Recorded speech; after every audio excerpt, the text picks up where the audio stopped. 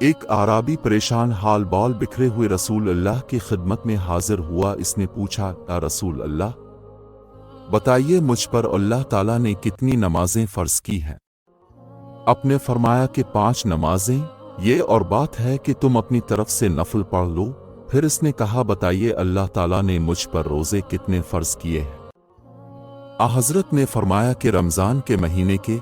ये और बात है कि तुम खुद अपने तौर पर कुछ नफली रोज़े और भी रख लो।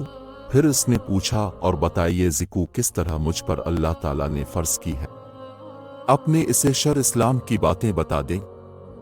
जब इस आराबी ने कहा, इस ज़ात की कसम जिसने आपको इज्जत दी, ना मैं इसमें इससे जो अल्लाह ताला ने मुझ पर फ़र्ज कर दिया है कुछ बढ़ाऊंगा और ना घटाऊंगा।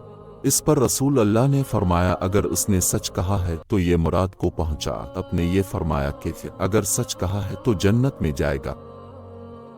रसूल अल्लाह ने यौम आशूरा का रोज़ा रखा था और अपने इसके रखने का सहाबा रज़ी अल्लाह अन्हुम को इब्तिदा इस्लाम में हुक्म दिया था।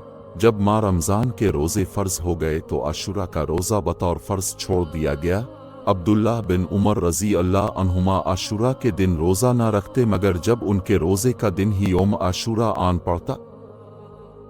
अल-मोमिनीन आयशा रज़ी अल्लाह अन्हा ने फरमाया, कुरैश ज़माना जाहिलियत में आशूरा का रोज़ा रखते थे।